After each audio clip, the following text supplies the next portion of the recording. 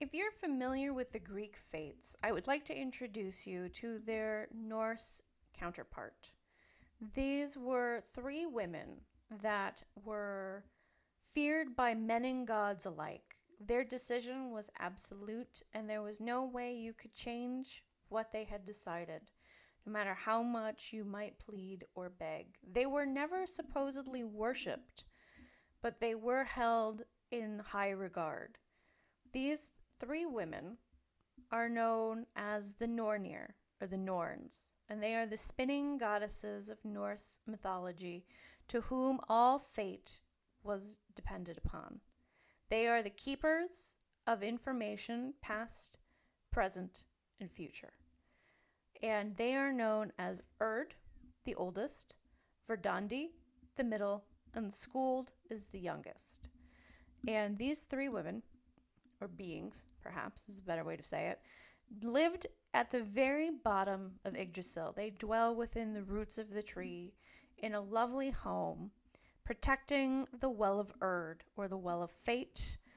The Well of Urdabruder is another name for it. And Yggdrasil, for those who don't know, is the ash tree that is the world tree that is the center of the world in Norse mythology.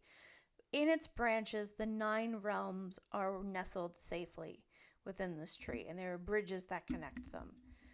It is the Norns, however, that dwell obviously at the base, and they are a cohesive unit. Now, in my research, this video may eventually, someday down the road, end up with an addendum, because I had wanted to get my hands on the primary sources, and I just never had the time.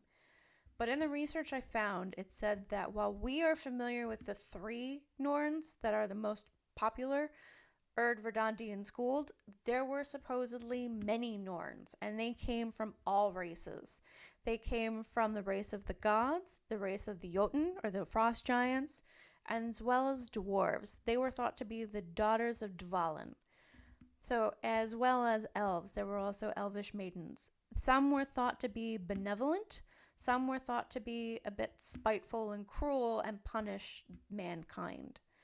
And it was thought that when a child was born, the Norns would visit this child and deliver their fate unto them. And in some cases, they granted fame, they granted glory, they granted riches, and in other cases, they brought about curses and shame upon the child.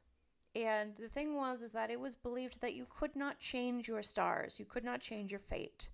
You had to accept what was given to you. The only thing you did have control over was your attitude and how you wished to approach life from that point forward. Now, the 3 Norns, as we know them, Erd is the eldest sister. She is the Norn of the past who wraps the wool around the spindle. Erd was an Old Norse word that actually meant fate, so she is fate itself.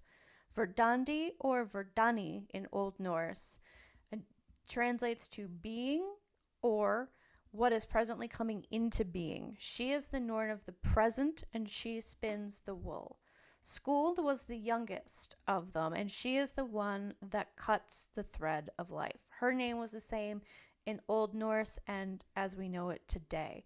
Her name translates to shall be or what shall be. Another translation I found also said necessity. I was a little unsure of that one. But it is also said that she is supposedly listed in the list of Valkyries and that she would appear to some people as a Valkyrie. I found that in a couple of sources. Because I haven't been able to get my hands on the primary sources, I'm not sure where that fits into the mythology, because traditionally I believe Freya was the head of the Valkyries. It was said, though, that if you wanted to, you could petition the Norns to find out your fate.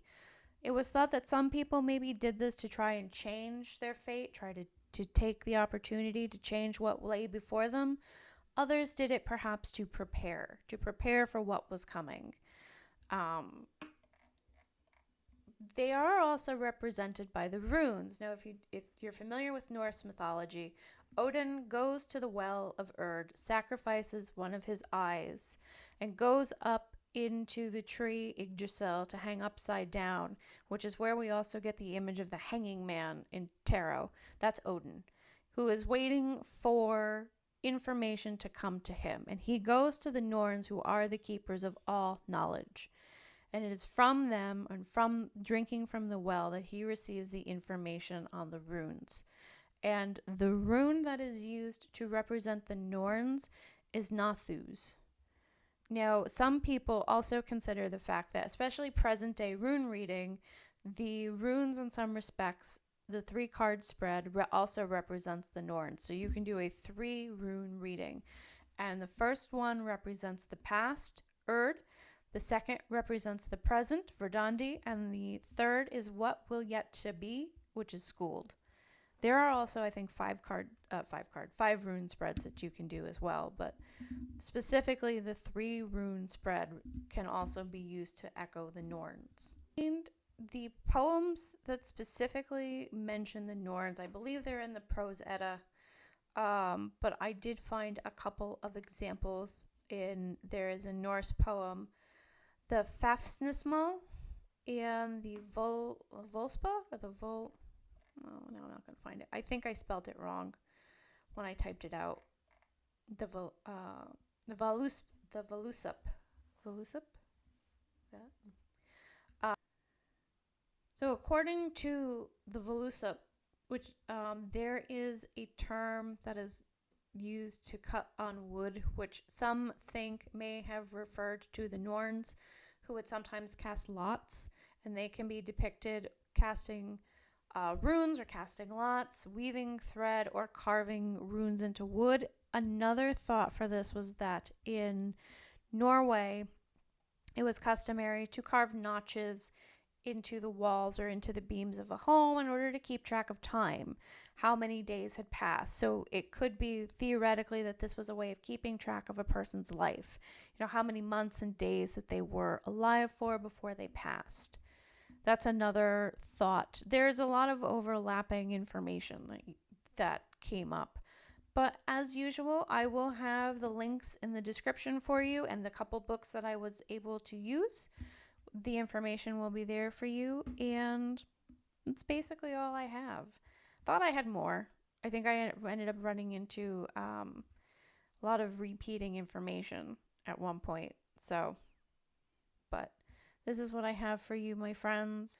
I have worked quite a bit with the Norns, or at least recently I have. I am trained in core shamanism, and I also trained in Nordic shamanism. And one of the reasons why they came through so strongly to me was that they are going to be part of a grief ritual that I am planning. And they are going to hopefully help people identify what their grief is, what their grief is, how to release it, and where it came from. Hopefully, that's the gist of it. And I have been working with them a lot more. They're a little sassy. No one can humble you quite like your spirit guides or the people, the entities or the beings, more or less, that you interact with. But they are a very fun group to work with. Sometimes they talk as individuals.